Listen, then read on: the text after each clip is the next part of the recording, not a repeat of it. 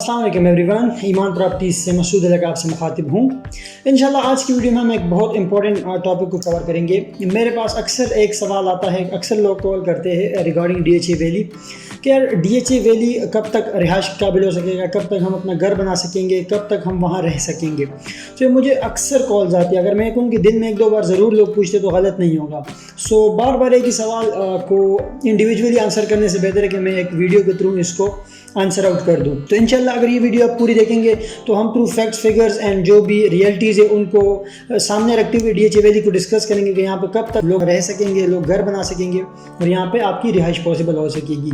देखिए, हमारे वीडियो का मकसद किसी को हर्ट करना, किसी को डिग्रेड करना या किसी कोई नेगेटिविटी फैलाना ना कभी हुआ है ना होगा। हम बात करेंगे फैक्ट एंड फिगर्स के ऊपर, और जिन लोगों के पास मतलब जो कॉमन सेंस से काम लेंगे या जिनको DHA वैली की हिस्ट्री पता होगी, जिनको DHA वैली के बारे में थोड़ी सी भी नॉलेज होगी, तो इंशाल्लाह वो ज़रूर हमारी वीडियो को अप्रिशिएट भी करेंगे, उनको समझ भी आएगी। और जो भी हम इंफॉर्मेशन शेयर करें वो सोलली हमारी अपनी थॉट्स है, मेरी अपनी थॉट्स है, मेरी अपनी रिसर्च के ऊपर है। किसी भी सोसाइटी में रिहाइश के लिए जो मतलब ताकि लोग रह सके, उसमें जो मेन रोल प्ले करते हैं वो वहाँ की जो बेसिक एमिनिटीज़ है, बेसिक फैसिलिटीज़ है, सिक्योरिटी है, ट्रांसपोर्ट हो गया, वहाँ की नेबरहुड होगी, इस तरह की काफ़ी चीज़ें होती है जिन पे इन्हिसार करती है कि वहाँ पे लोगों की रिहाइश हो सके और वो पुरसकून तरीके से रह सके। उसके अलावा वो जो सोसाइटी उसको हैंडल करती है, वो बेशक कोई अथॉरिटी हो या कोई भी जनरल सोसाइटी हो, उन पर डिपेंड करते हैं कि वो कितने उस सोसाइटी के साथ सिंसियर है, और as well as realtors, investors and जो बाकी बिल्डर्स वगैरह होते हैं उनके कितने इंटरेस्ट है। तो देखिए, अगर हम इन सारी चीज़ों को अप्लाई करें ऑन DHA वैली, सबसे पहले तो हम बात करेंगे वहाँ पे बेसिक फैसिलिटीज़ की। अगर आज मैं अगर ये बोलूँ कि वहाँ पे फैसिलिटीज़ की बात करें तो I would say it will take a long time. Even though कि अगर मैं ये भूल जाऊँ कि DHA वैली 2008, 2007-8 से घिस रहा है या उसमें इतने मसाइल है वट एवर, बट अगर आप इन फ्यूचर में भी इसके बैकग्राउंड को भूल के भी DHA वैली को जिनको DHA वैली की समझ है, जिन्होंने इसकी टेरिटरी देखी हुई है, जिन्होंने इसकी डेवलपमेंट का स्टेटस उस वक्त से लेके अभी और अभी जो ऑन ग्राउंड सिचुएशन, उन सब चीज़ों को देख के it will definitely take a long time. मैं अगर मिनिमम भी बात करूँ तो आज से मैं कम से कम भी 5 साल की बात करूँगा वहाँ पे लगेंगे लोगों की रिहाइश होने में। मेरी बात को आप लोग अभी दिल पे ना ले, मेरी आगे पूरी बात सुन लीजिए, तो इंशाल्लाह उम्मीद है कि मेरी बात आपको समझ भी आ जाएगी। मैं क्यों कह रहा हूँ कि कम से कम, मैं ये नहीं कह रहा कि 5 साल, मैं कहता हूँ कम से कम भी 5 साल लगेंगे। उसमें देखिए, सबसे पहले तो अगर मैं बात करूँ कि आपको, अगर मैं आप में से एक इंडिविजुअल को मैं उठा के बोलूँ कि जिसका प्लॉट है वहाँ पे, कि आप जाइए DHA वैली के किसी भी सेक्टर में जाके वहाँ पे अपना घर बनाए और वहाँ पे रहने शुरू हो जाएंगे, तो आपका सवाल होगा कि यार मैं कैसे रहूँगा वहाँ पे, बेसिक फैसिलिटीज़, बिजली, पानी, गैस का मैं क्या करूँगा, मेरे बच्चे स्कूल जाते हैं, मेरे कोई अगर बीमार हो जाता है मुझे हॉस्पिटल जाना हो, सिक्योरिटी का क्या होगा, उसके अलावा मेरे लेफ्ट राइट कोई रह गया नहीं, यानी कि बिल्कुल बंजारे में, मैं अगर आप में से किसी को कि तर रेगिस्तान में जाके बिल्कुल बीचों बीच एक बंदा रहने लग जाए, एक नहीं 10 बंदे रहने लग जाए, तो कोई भी नहीं मानेगा। Same is with DHA valley right now. सबको पता है कि DHA वैली बहुत बड़ा है and it will definitely take a long time के ये फुली डेवलप हो। हम फुली डेवलप की ना बात भी करें, पार्शियली डेवलप हो, सेमी डेवलप हो, उसके बाद सिर्फ ग्राउंड पे रोड्स और स्ट्रीट्स बनाना नहीं होते, उसके अलावा बड़ा काम होते हैं। वहाँ बिजली का आना, पानी की सप्लाई, गैस, उसके अलावा आपके लेफ़्ट राइट आपकी ट्रांसपोर्ट के इश्यूज़, ये तो नहीं हो सकता ना कि हर बंदे के पास गाड़ी ना हो। देखिए, DHA वैली में प्लॉट्स है 5 और 8 मरले के, जो ग्राउंड रियलिटीज़ है उसको उनको भूलना नहीं चाहिए कि वहाँ पे जो रहेगा तो 5 मरले के घर में रहने वाले के पास 3-3 मर्सिडीज़ होंगे, तो ये बात गलत होगी। डेफिनेटली हर बंदे की अपनी अपनी मजबूरी होती है। आजकल जो हमारे माशी हालात हैं उन सबको नज़र में रखते हुए DHA वैली में नॉर्मली वही लोग घर जाएंगे जो मिडिल क्लास होंगे या थोड़ा से लोअर देन मिडिल क्लास होंगे आई वुड से। तो ये तो हो नहीं सकता कि इस्लामाबाद एक्सप्रेसवे पे आप लोकल जो ट्रांसपोर्ट होती है उससे उतर के आप यहाँ से पैदल जाएंगे अपने घर DHA वैली तक, या इवन अगर आप कलर सईदा वाले रोड से आते हैं वहाँ से उतर के आप पैदल अंदर जाएंगे, तो डेफिनेटली ये मुमकिन नहीं होगा। इसके अलावा अगर आप बात करें, आपके बच्चे स्कूल जाते हैं तो स्कूल जाते हैं, कॉलेज जाते हैं, यूनिवर्सिटी जाते हैं, तो ये नहीं हो सकता कि DHA वैली के बीचों बीच से वो यहाँ लेके किसी भी जगह तक जाए इन हालात में। देखिए, फ्यूचर की हम बात करें 5 साल बाद जब इसके रोड वगैरह बन जाएंगे, करंटली अगर आप देखें, अगर जो DHA वैली और DHA 6 को कनेक्ट करने वाला ब्रिज है वो परसों भी बन जाए, उसके बाद भी ये तो नहीं है ना कि उसके बाद सारा रोड कारपेटेड है, उसके अलावा आप सीधी एक्सप्रेस पे आपको टच करिए, बिल्कुल भी नहीं। उसके बाद भी अपनी फेज 6 की अपनी एक्सेस नहीं है, तो अगर आपने वैली को फेज 6 के साथ टच भी कर दिया, इसका ये मतलब नहीं होगा कि इसके एक्सेस के इशू सॉल्व हो गए। उसके बाद आपने फेज 6 को भी रास्ता देने DHA एक्सप्रेस वे से, that is also going to take a long time. ये हम कल परसों की बात नहीं कर रहे, वो कब DHA करते हैं, शुरू कब करते हैं, उसके बाद रोड बनने में कोई डेफिनेटली कोई 2-3 दिन की गेम नहीं होती। वो भी रीजन जब पोर्टो हारो, जहाँ पे आपको काफ़ी लेवलिंग, काफ़ी कंप्रेशन, काफ़ी जो मतलब लेबर फोर्स लगानी पड़े, तो ऐसी जगह पर रोड बनाना भी इतना आसान नहीं होता। तो ये नहीं होगा कि सिर्फ ब्रिज बन जाएगा तो आपका DHA वैली का एक्सेस वाला इशू ख़त्म हो जाएगा। जी हाँ, आपको फेज़ 6 की एक्सेस मिल जाएगी। अभी तक जो फेज़ 6 के लिए रास्ता यूज़ हो रहा है, यानी कि जो सरकारी रोड है जिसके ऊपर हम आते हैं, ये राजगांव गाँव और दोचाइन गाँव वगैरह में से गुजर के जो हम आते हैं, जो एक पुराना और पतला सा रोड है, तो उसके ऊपर अगर आप जाएंगे तो it will take a long time, और this is not the proper access to DHA valley. So definitely it will take time कि ट्रांसपोर्ट का और एक्सेस का।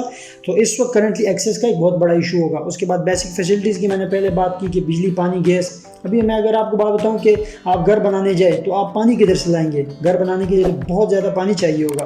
आप एक एक ट्रॉली, एक एक ट्रैक्टर को यहाँ से इतने लंबे रास्ते से घुमा के लेके जाएंगे। सो डेफिनेटली मैं आज से कम 4-5 साल की बात कर रहा हूँ कि इसको जो है ना इतना इस काबिल बनाया जा सके कि यहाँ पे कोई रह सके। लेट से आपने घर बना भी लिया तो आपको लगता है कि आप अकेले बिल्कुल एक बंजर सी और एक आई वुड से जंगल में जो है ना अकेले रह सकेंगे। अकेले के 10 और लोग अपने साथ कर ले।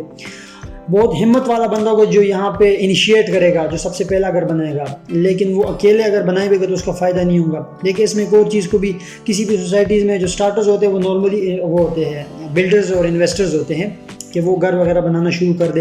तो आपको ये भी पता होना चाहिए कि DHA valley is not as much trustworthy कि यहाँ पे एक बिल्डर अपना पैसा लगाए या कोई इन्वेस्टर अपना पैसा लगाए। उसके अलावा आपको ये भी पता होना चाहिए कि बैंक्स ने DHA वैली को ब्लैक लिस्ट किए हुए। आपको लोन के थ्रू, जो बैंक्स के लोन वगैरह होते हैं उसके थ्रू ना आपको DHA होम्स जो है वो मिलते हैं, ना ही DHA वैली में कोई प्लॉट मिलता है।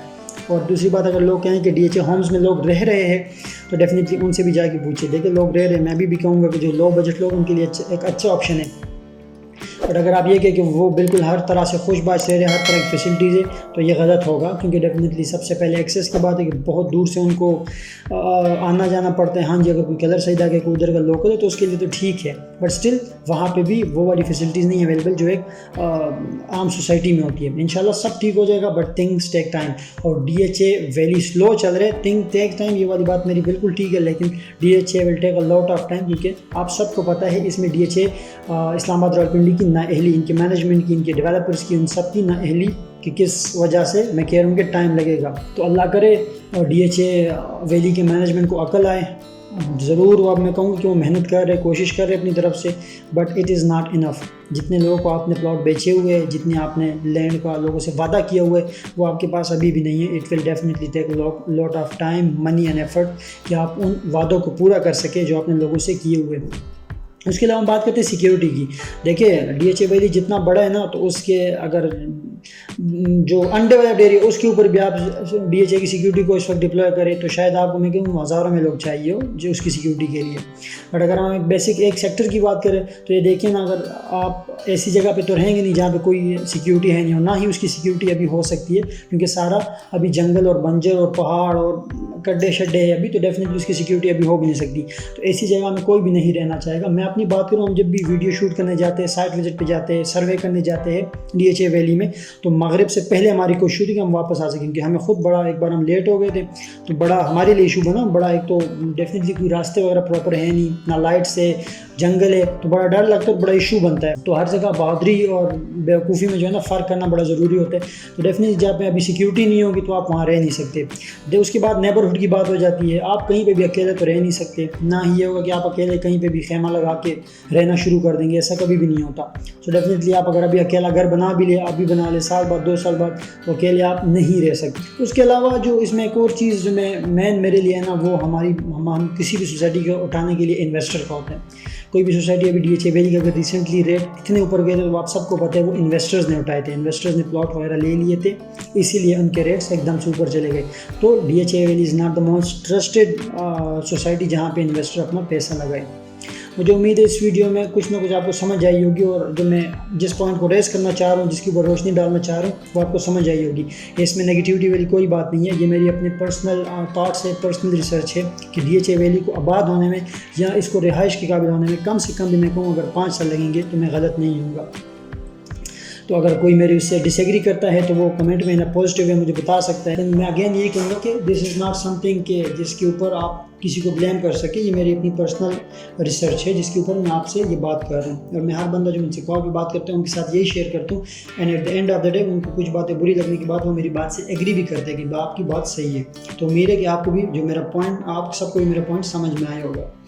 मुझे उम्मीद है आपको वीडियो पसंद आई होगी। वीडियो आपको पसंद आई तो वीडियो को आप लाइक कर दीजिएगा और हमारे चैनल को सब्सक्राइब कर दीजिए ताकि आपको हमारे आने वाली वीडियोस मिलती रहे। आप सब अपना ख्याल रखिएगा। मुझसे जुड़े को इजाज़त दीजिए। अल्लाह हाफिज़।